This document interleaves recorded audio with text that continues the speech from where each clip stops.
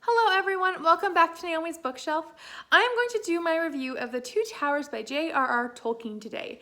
Now, something about this is I normally do a spoiler-free section of my reviews. This will not have that, as this is the sequel, and I don't think it's possible to do a spoiler-free section and talk about this book.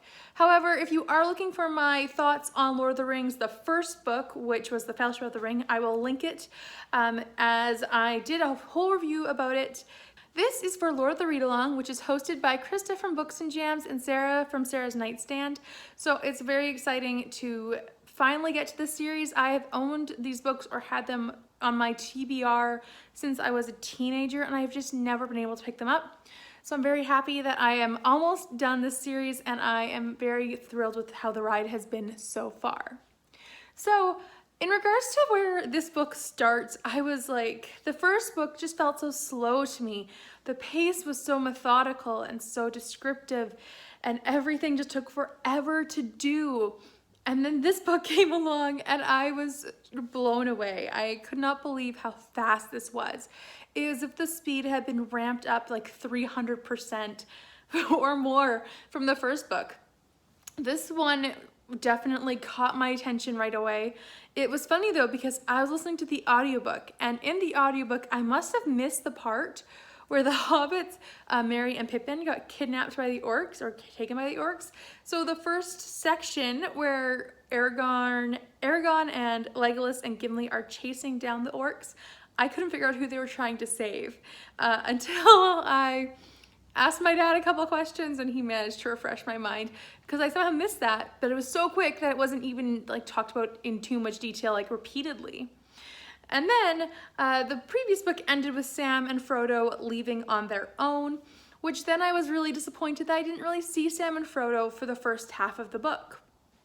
This was good though. I really loved this. I gave it 5 stars.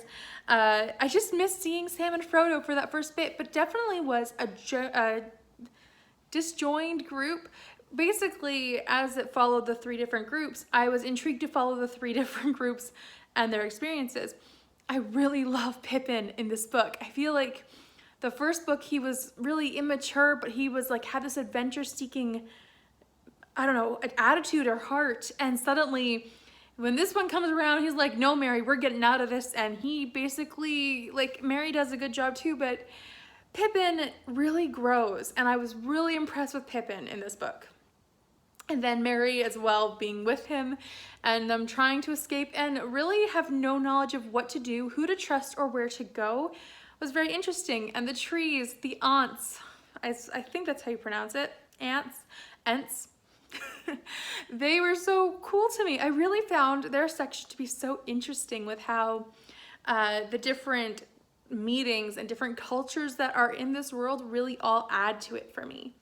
And then you watch Aragorn and Gimli and Legolas as they come across the riders of Rohan. Am I right on that? Rohan, and they and basically it's their story of what's going on. And then Gandalf comes back, which I knew he didn't die because I'd seen the movies, but I didn't want to spoil that in my fellowship spoiler if anyone hadn't seen the movies yet.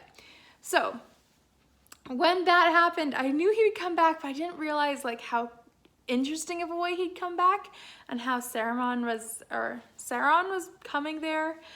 I also really found Wormtongue to be quite an interestingly named character. He was in a very little, but I have a feeling he's going to be a big presence in Return of the King.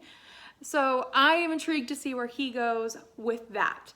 So in regards to that, like the first section was all about Pippin and Merry. Well, the first section showed them being kidnapped basically, and then it showed Pippin and Merry as with the Ents, and then after all of that with the other parts of the Fellowship, you finally see Sam and Frodo with the ring trying to make it to Mordor and Mount Doom. And I just was in love with this whole story. I thought Sam is by far the hero in my book still. He stands by Frodo no matter what, and Sam is always there trying to do what's best.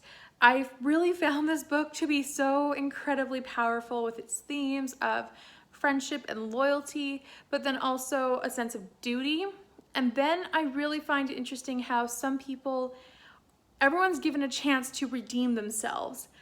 And if they don't take it, like that's their own fault. But they're all given that chance, whether it be Wormtongue and being offered the chance to ride to war with his town and like with his city and with his king, or to return to the Dark Lord. That's not the right term, is it? Anyways. So even like that, and then Gollum and the whole thing with Smeagol, and like he's given these chances, but sometimes they're just too far gone. So I found it very interesting, this whole idea of redemption and second chances, but you have to really take those second chances. You just can't assume you're gonna get a second one or a third one or a fourth one because that was your second chance. And then I really just loved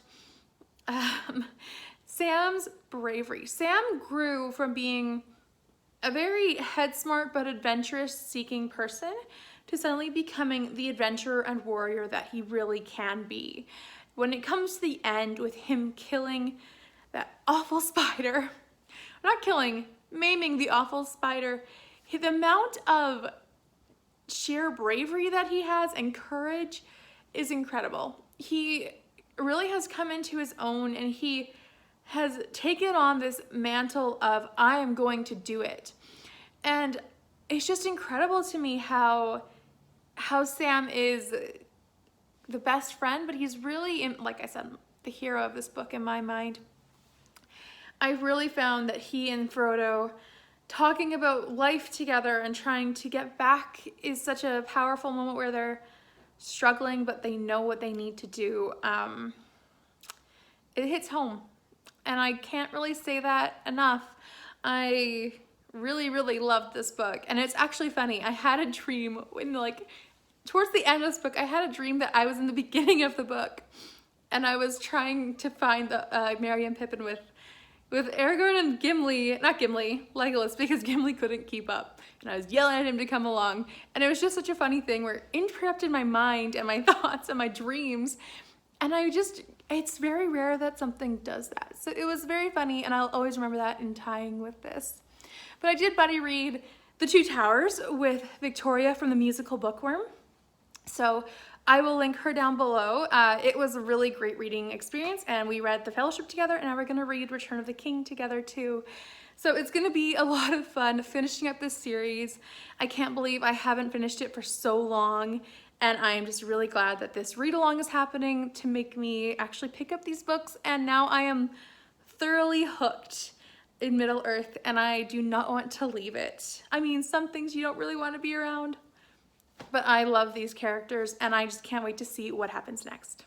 I don't know what else to say about this book. It has me speechless with how good it is.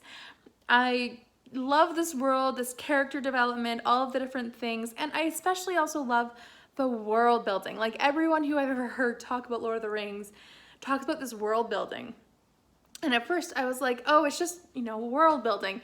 But no, this is like, takes it to another level with the different cultures and different creatures and different expectations that are going on in this world, along with also like the different characters and then the different languages. And it's just, it blows my mind how much creativity is in this book or series. I thoroughly love it. So it's a 5-star for me, and I cannot wait to pick up Return of the King later on. So thank you so much for watching. I hope that you've enjoyed my review. Please leave me a comment down below if you like The Two Towers as well, or if you're participating in the read along. I would love to discuss any of the characters, themes, whatever, you name it. I love this book, which is strange since I typically don't love fantasy, especially adult fantasy, but this has taken the cake. So, like I said, thank you so much for watching. Please subscribe if you would like to. I do a lot of classics content as I consider this a classic, and I will see you next time in another video. Bye for now.